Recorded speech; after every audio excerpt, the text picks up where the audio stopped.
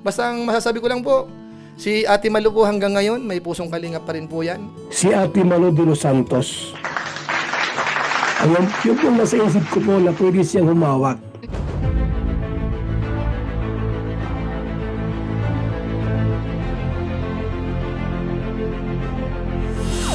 Ayun, shoutout guys. Muli po, welcome to my YouTube channel. Ito po si Kuya Julay, ang inyong katugang, ang inyong kalingap na muling babati po sa inyo ng magandang araw, magandang gabi.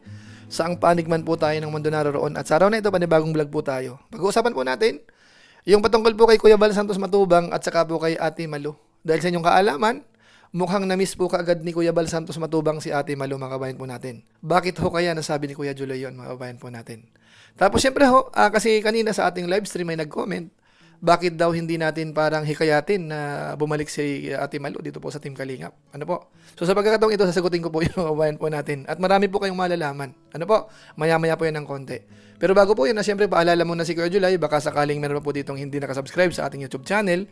Huwag natin kalimutan, Julay Paunil, tapos pakipindot lang po yung notification bell button para lagi po tayong updated sa aking mga video upload. Tapos yung ating Facebook page po, Julay Paunil 2.0, pwede naman po nating i-follow at saka po pwedeng i-like. So maraming salamat po sa inyong lahat. At siyempre po, hindi natin nakakalimutan, suportahan po natin ang Team Kalingap.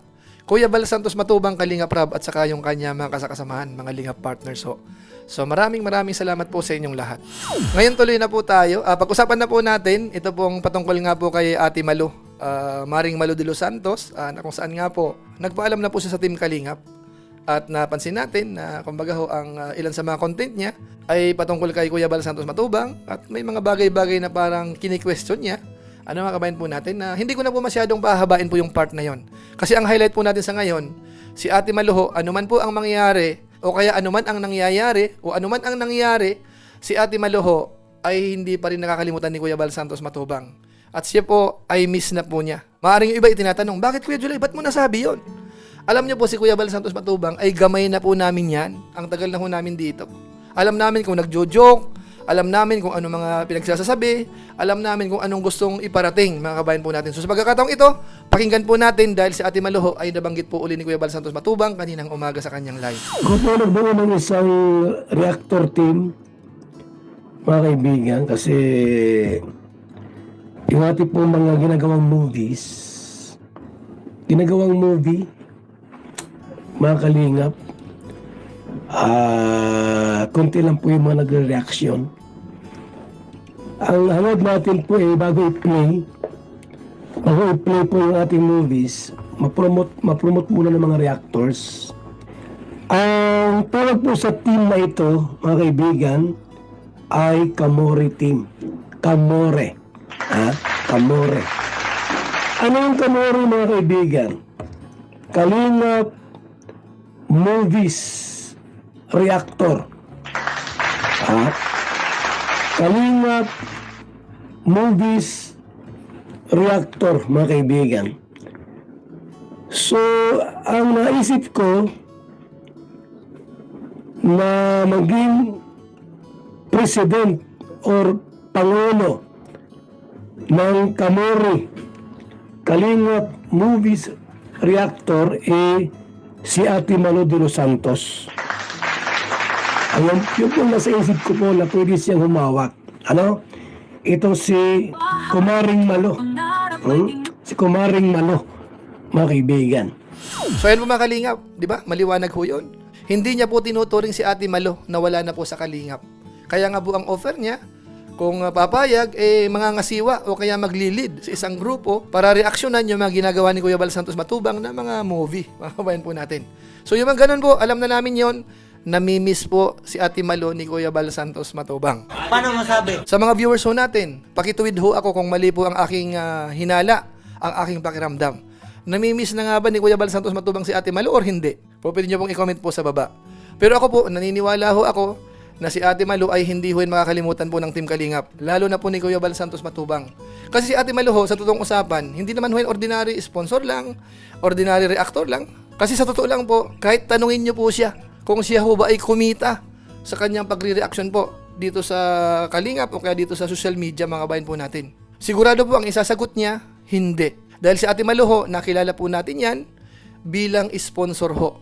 Matulungin po yan, marami na pong itulong din po yan sa Team Kalingap, sa mga beneficiaries, mga Lingap partners, kina Kuya Bal Santos Matubang, kina Kalingap Rab, at marami pa pong iba mga kabayan po natin, at yun po ay hindi po natin nakakalimutan yon. At alam naman po natin na si Ate Maluho, hindi naman po yung palaaway talaga, mga kabayan po natin, Sabi ko nga po sa mga live natin, si Ate Maluho minsan napapahamak lang dahil sa pagtatanggol po ng ibang tao.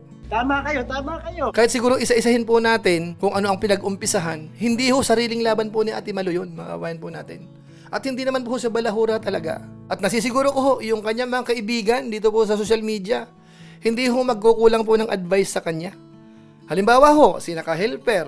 Si Ka-Helper po, matagal ko nang kasama po yan. Isa yan sa mga una ko pong nakasama, nung araw pa po. Kami kasi magkakasama ni Ka-Helper, 3 po kami noon.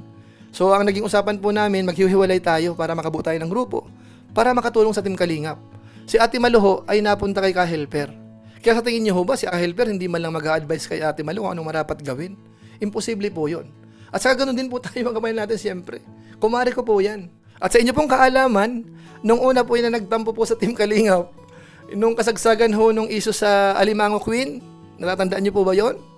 Ako po ang nag-encourage sa kanya na bumalik po uli. At yun nga po, nag-sponsor po yun kay Eden. Tapos marami na po uling tinulungan po sa Team Kalingap. At nagtuloy-tuloy po yun sa mahabang panahon, mga kabayan po natin. Hanggang sa dumating nga ang pagkakataon ngayon na nagkaroon naman po ng konting issue, hindi ko na po ididetalye. Pero nasisigurado ko ho, hindi ho ang issue ay sina Kuya Bal Santos Matubang. So ngayon pupuntahan po natin yung nag-comment po kanina doon sa live po natin na para bang pakiramdam niya, dapat ko pong abutin o kaya kausapin si Ate Malu. Alam niyo po sa inyong kaalaman lang ho, kahit noon pa man, kami po ay madalas nagkakausap. Kanina po sa live ko, bago po kayo nag-comment, nagkausap na rin po kami niyan, siguro mga few days ago, about nga po dito sa nangyayari, na kung saan ho ay nag-advise na tayo sa kanya na maglaylo muna sa mga issue, yung mga pag-content ng mga issue nga, na hindi naman masama na mag-content kung mga good vibes na lang. Ang nangyayari po kasi sa ngayon mga kabayan po natin, ang isang reactor o isang Lingap partners, kapag po siya ay pumalig sa isang side, yung kabilang side magagalit sa kanya. Tapos kung sakasakali naman doon sa kabilang side, yung kabilang side naman ang magagalit sa kanya. Kaya ang nangyayari po sa ngayon, kapag nandun sa kabila, medyo napupuna ho siya ng mga supporters, ng ilan sa mga reactors. Kung sino-sino mong nagpaparating na nandun ay kasi Ate Malu, nagko-comment ng ganito. Kaya ang nangyayari, parang sumasama rin ang loob ng ilan ng mga supporters ng Team Kalingap.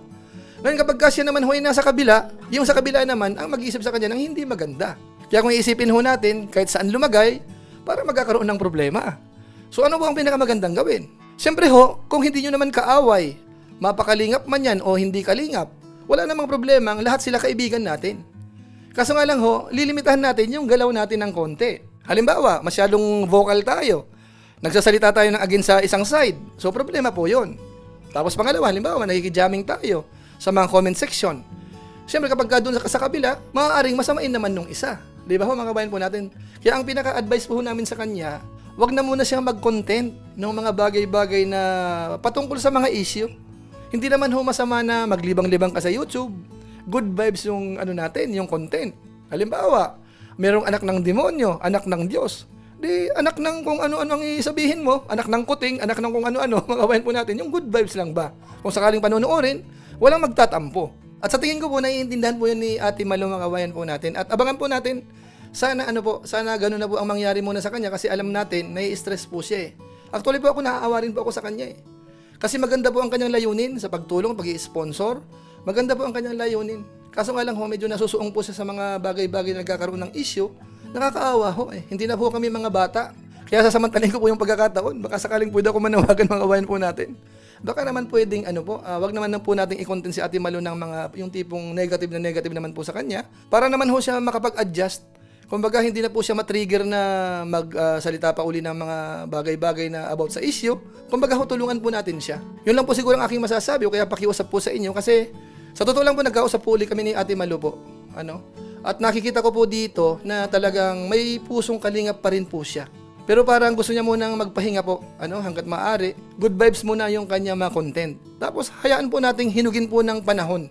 Kasi mararamdaman po natin yan, baka dumating po ang panahon, makasama uli natin siya sa Team Kalingap, mga kabayan po natin, na nagre-reaction po uli sa mga magagandang bagay na nangyayari po sa Team Kalingap.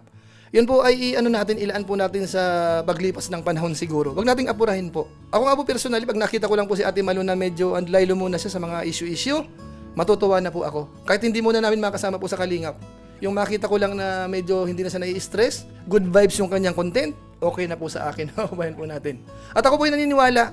Kasi kami nga open ang communication si ka-helper. Sigurado ho yung kanyang communication kina Ate Edna, kina Kalinga Prab, kina Kuya Bal, open din po yan mga kabayan po natin. Kaya siguro po, wag po tayo mag-isip po ng negative naman po sa kanya. Pagbigyan po natin, kasi sabi ko nga po, yung mga bagay-bagay na hindi natin alam, isinasaysay naman po yan ng panahon. At umaasa po ako na sana, kung sino man po makakarinig ng ating content sa ngayon, tulungan po natin siya, mga kabayan po natin. Wag po natin siyang, kumbaga idiin ng idiin sa mga bagay-bagay na sa tingin natin ay talagang hindi naman sinasadya. Talagang napipilitan lang din sa sitwasyon. Kumbaga may sama siya ng loob. Kaya nagagawa niya po yung mga ganung bagay po. So sana po maliwanag po yun. Yun naman po ay parang advice o kaya pakiusap. Kung sakali pong pakikinggan, maraming salamat po sa inyo. Kung hindi naman, wala naman po ako magagawa. So maraming salamat po sa inyo. Basta ang masasabi ko lang po, si Ate Malu po hanggang ngayon, may pusong kalingap pa rin po yan. At siya din po, mahal na mahal pa rin po siya ni Kuya Bal Santos Matubang at ng Team Kalingap. So siguro po sa pamamagitan po nyo, pansamantala, magpapaalam po muna ako. Pero gaya po ng dati, masasabi ko lang po, si Ate Malu po hanggang ngayon, may pusong kalingap pa rin po yan. At siya din po, mahal na mahal pa rin po siya ni Kuya Bal Santos Matubang at ng Team Kalingap. So siguro po sa pamamagitan po nyo, pansamantala, magpapaalam po muna ako. Pero gaya po ng dati, salamat po muna sa mga hindi po nag-skip ng ads po dyan at saka sa mga nag-share. Kaya kung inyo po itong nagustuhan, pwede po nating i-share. So muli, ito po si Kuya Julay, ang inyong katugang, ang inyong kalingap na pansamantalang nagpapaalam po muna. Kita-kita ulit tayo sa mga susunod ko pang vlog. Maraming salamat sa inyong walang samang pagsuporta po sa ating YouTube channel. Pagpalain nawa kayo ng Diyos, mabuhay tayong lahat. God bless! Bye-bye!